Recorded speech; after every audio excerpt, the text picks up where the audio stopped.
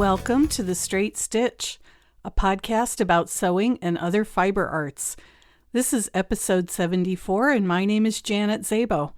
I'll be your guide as we explore all things sewing. We had some beautiful weather last weekend. I was out in my herb garden on Sunday puttering around. And then on Tuesday, I woke up and it was snowing to beat the band. And by mid-morning, we had about 9 inches of heavy, wet snow. Welcome to spring in Montana. Yesterday, which was Thursday, we had another system come through with a lot of wind and snow and rain, and it was pretty icky, and I was glad that I was able to stay indoors and sew. I got 2 fairly large projects done this week. On Tuesday, I made my mother a Rosetto robe. The pattern is from Itch to Stitch, and I thoroughly enjoyed making that robe.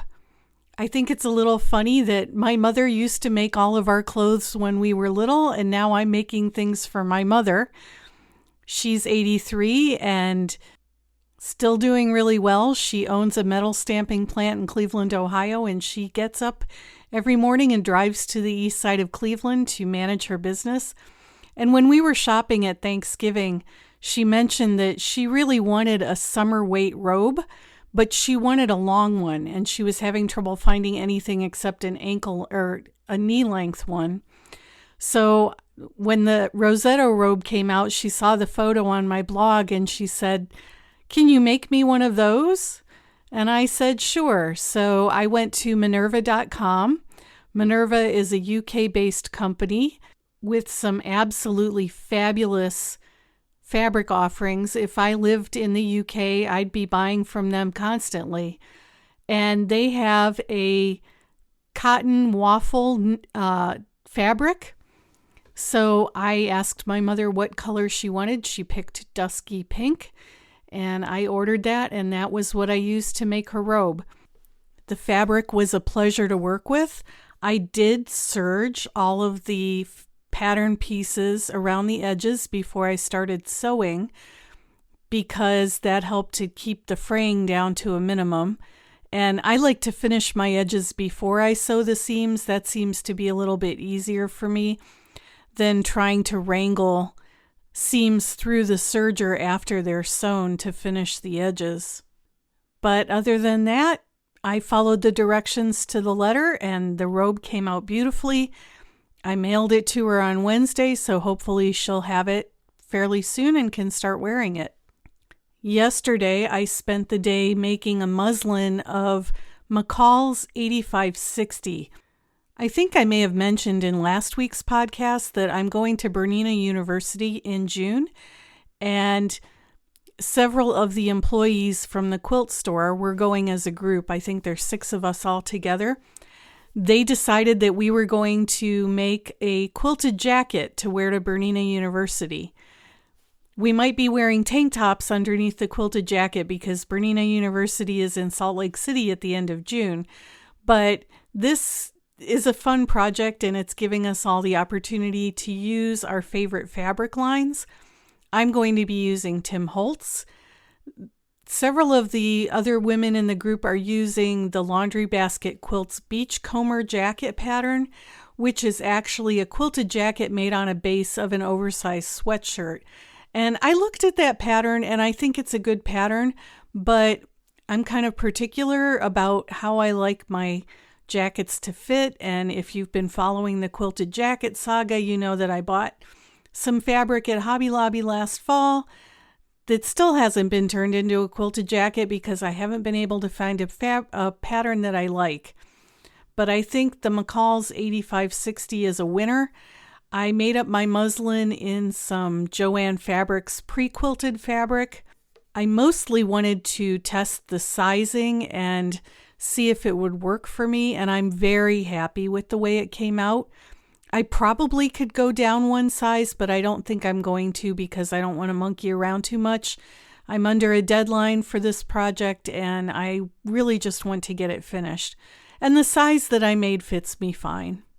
I lament a lot about the fact that a lot of things are too short for me because I'm a little bit taller than average.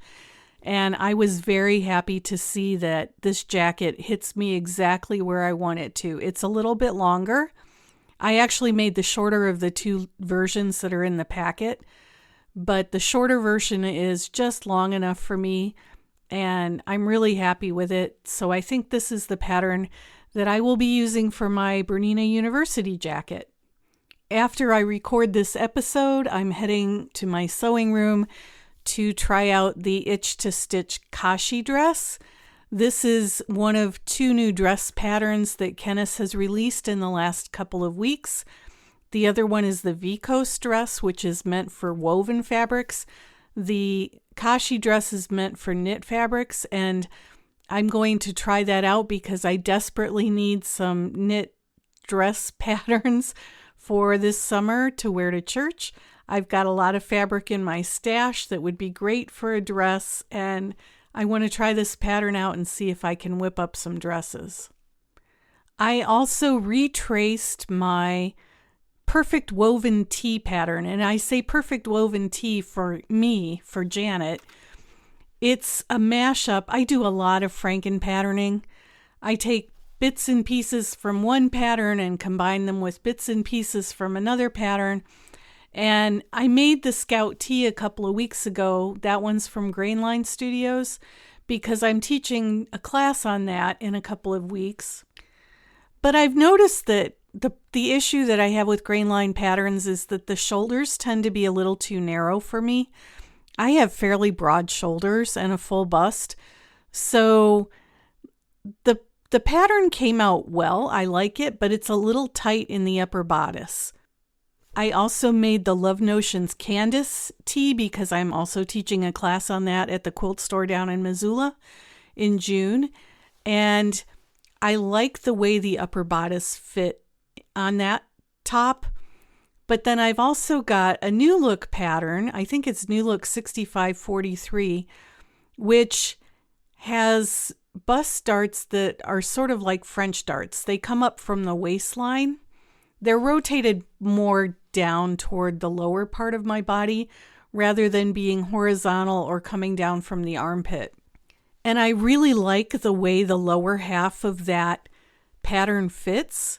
So I Franken patterned and made a clean copy of the upper bodice from the Candace tee with the lower bodice from the New Look tee.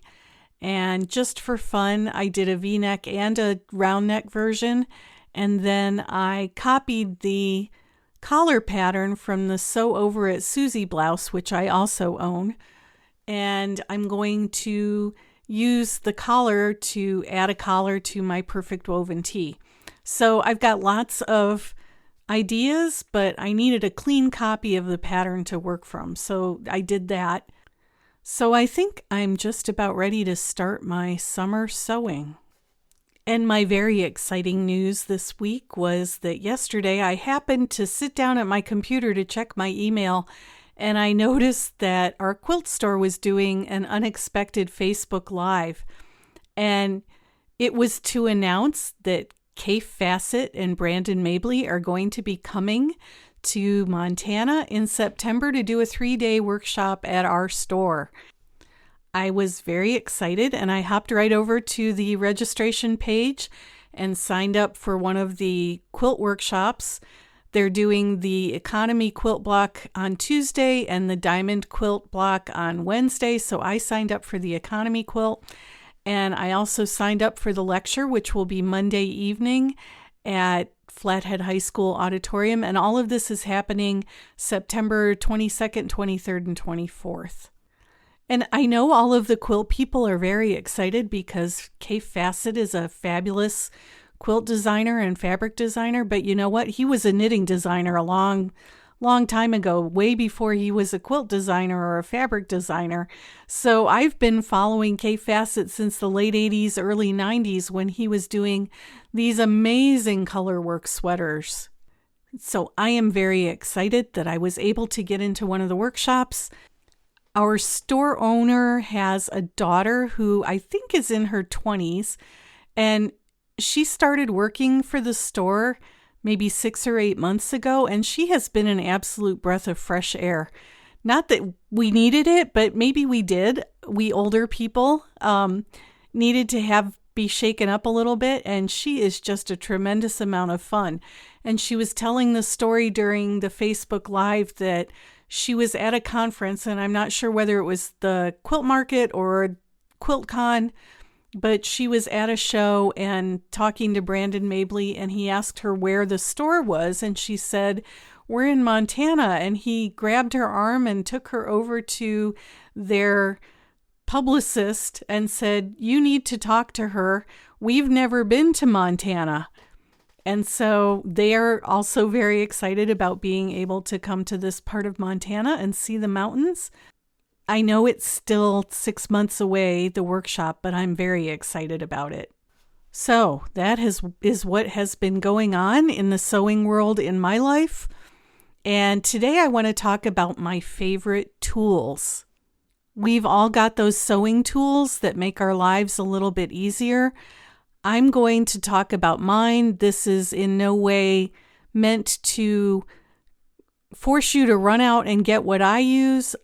If you have something that you absolutely love, then by all means continue to keep using it. I'm just going to throw out some ideas about the things that I really enjoy using and the tools that make my life easier. I want to start by talking about sewing machines because in this hobby, that's going to be the biggest investment probably. Maybe fabric for you might come close to, but the sewing machine is going to be the biggest purchase that you make and the one that you probably ought to put the most thought into. And I'll talk a little bit about sergers and dedicated quilting machines too, but my focus really wants to stay on the sewing machine because that's what most of us are using. And I think by now you know that I'm pretty much a Bernina fangirl. I have a Bernina 880, I've got a Bernina L860 serger, and I've got a Bernina Q20 mid-arm quilter. But I am not here to specify any particular brand. I think when it comes to sewing machines, what is most important is that you find a machine that feels like an extension of your body.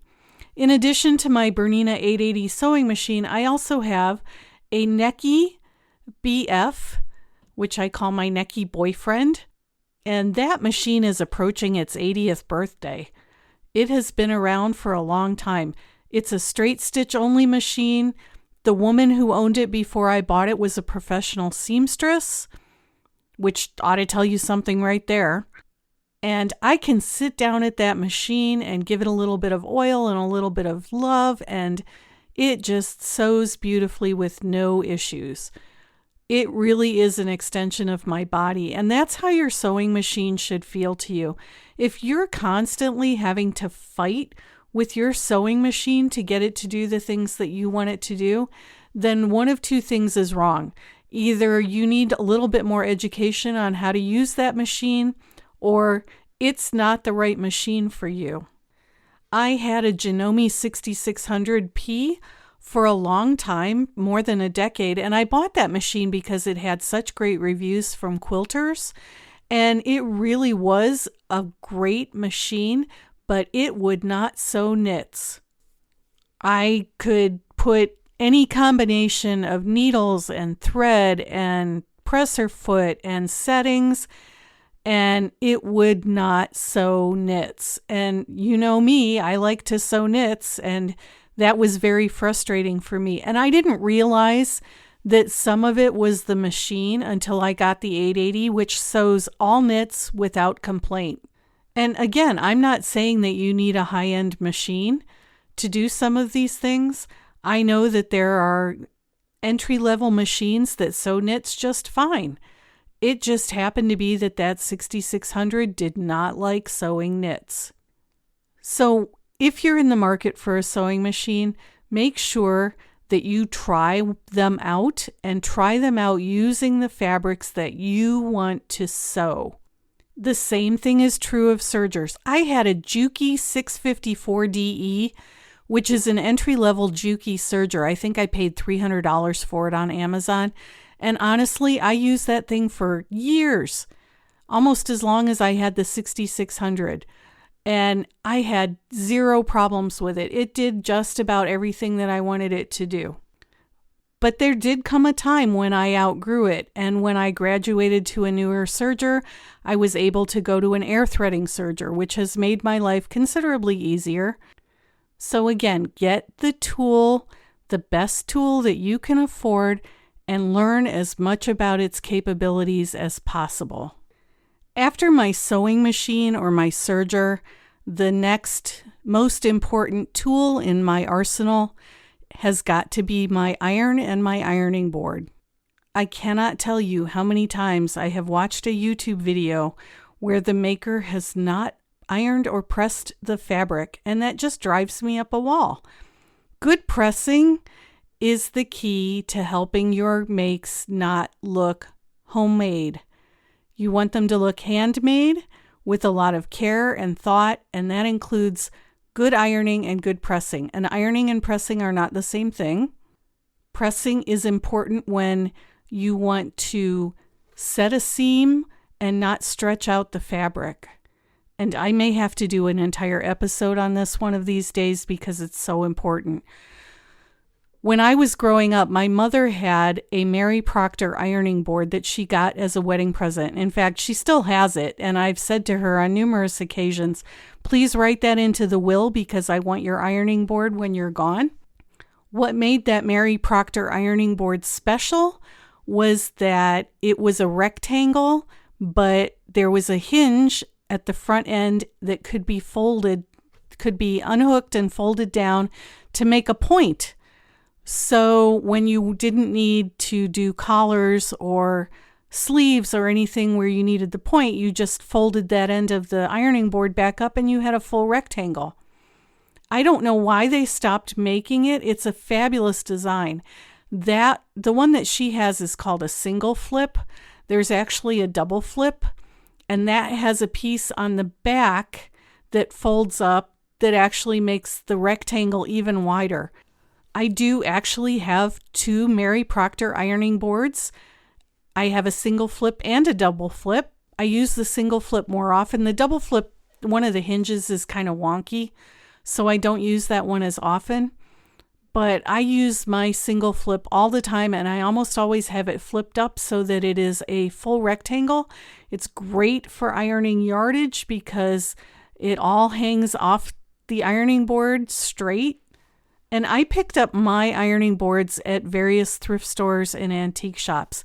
So if you keep your eye out, you can sometimes find one for just a couple of dollars to go with that ironing board when we were growing up, because my mother thought that we needed to learn how to iron and press properly. So she used to make us do our father's dress shirts. He was an engineer and he wore suits to work every day. So we learned how to iron his dress shirts, and they had to be ironed properly. And to do that, we had a GE iron with a cloth-covered cord. And for a long time, I would pick those up at thrift stores when I saw them and use those. I haven't been able to find them as much recently, so I went to an Oliso iron a couple of years ago, and I really do like the Oliso. I am totally old school. I do not put water in my iron. We have very hard water here with a lot of calcium buildup, so I don't put water in my iron. I have a spray bottle that I keep on my ironing board, and I spray things that I need steam for, and that works perfectly fine for me. It's a great system. I've been using it for years. If that Oliso iron ever fails me, I may go to a Laura Star. The quilt store where I teach has one, and I'm liking it more and more every time I use it, so I may end up with a Laura Star, but we'll see. When it comes to scissors, I've got a set of Kai scissors, and I really do like them. They're very nice, but my favorite dressmaker shears are Fiskars. I don't know what it is about them, whether it's the weight or the shape, but I've got a couple of pairs of the larger, I think they're 10-inch Fiskars dressmaker shears, and those are the ones that I use when I'm making garments. For rotary cutters, my favorite rotary cutter is a Ginger. It's a metal one, and I just like the weight of it and the balance of it. One of my students last week in my Bernina event class had a new cutter from Creative Grids, and I may get that one because I really like that one. It's pretty hefty. I just like having a heavier rotary cutter to help me lean into that fabric when I'm cutting it. I don't have any good recommendations for rotary blades. I know some people like the titanium ones. Some people like... I've had fairly good success with the Hobby Lobby Sewology brand and also the Fiskars ones, and I usually pick those up when they go on sale at Hobby Lobby. My favorite rulers are the Creative Grids rulers, and Jenny Doan talks about choosing rulers that make sense to your brain, and I think that's very true. There are some rulers that work better for certain people than others, and again, don't go by my recommendations. Go and look at several different kinds of rulers, try them out if you can. I just really like the way the Creative Grids rulers are set up. I like the material. I like that they have so many specialty rulers. The ones that I use most often that I keep on my cutting table are the ones that are either 24 inches by 9.5 inches or 24 inches by 8 inches. I can't remember off the top of my head which one it is. And I also like the 12 inch or 12.5 inch by 3 inch. But I do have a lot of Creative Grids rulers because I just like the way they work. I haven't had to buy a lot of pins because I inherited so many from my mother and my mother-in-law. The ones I typically reach for most often, though, and the ones that I have purchased, are the round head pins, long pins. I have ones with bright yellow heads on them that show up against most fabrics.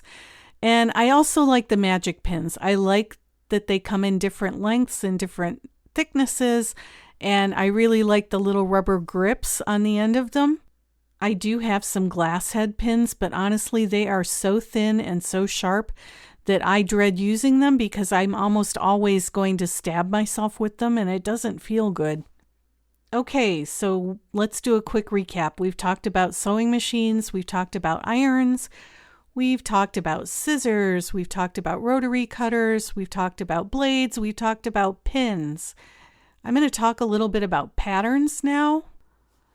I use both Big 4, Big 7 now, I guess, since they're all under simplicity.com's website, as well as a lot of indie patterns.